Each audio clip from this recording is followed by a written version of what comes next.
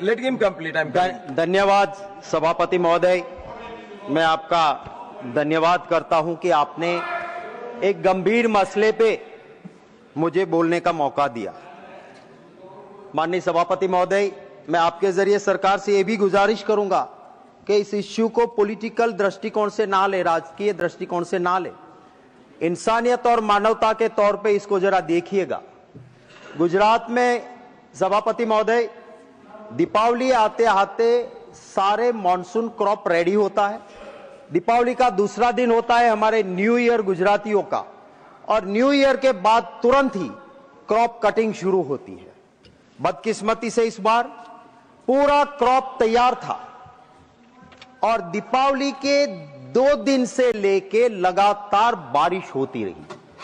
किसानों की पूरी तैयार हुई फसल बुरी तरह से खत्म हो गई। पूरे पैसे लग गए थे उसके ऊपर, पूरा खर्चा लग गया था। सभापति महोदय, पूरे देश में किसानों के लिए बीमा फसल योजना है, गुजरात में नहीं है।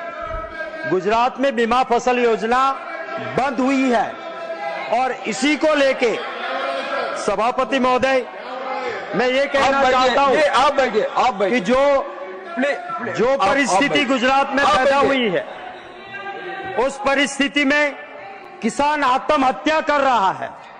किसी भी लाइव क्रिएचर के लिए जिंदगी से ज्यादा महंगा कुछ नहीं होता है। आप इसको राजनीतिक मत लीजिए। अगर आपका मुआवजा ठीक है तो किसान क्यों आत्महत्या करेगा? बार बार किसान आत्महत्या कर रहा है।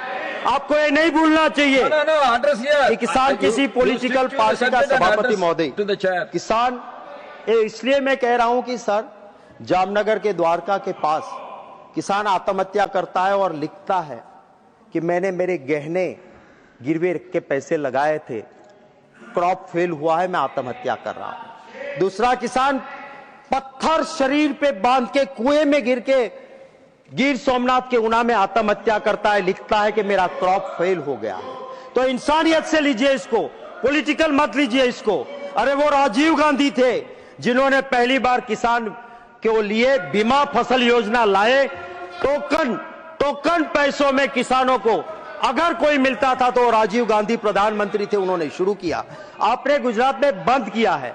मेरी ये मांग है सभापति महोदय, इसको इंसानियत के तरीके से ले। अभी जो मुआवजा गुजरात में दिया जा रहा है वो बिल्कुल मजाक समान हो है, पूरा पैसा नहीं मिल रहा है। तो मेरी मांग है कि भारत सरकार को इंटरवीन होना चाहिए, भारत सरकार को पूरी तरह से किसानों को पैसा देना चाहिए। धन्यवाद सभापति।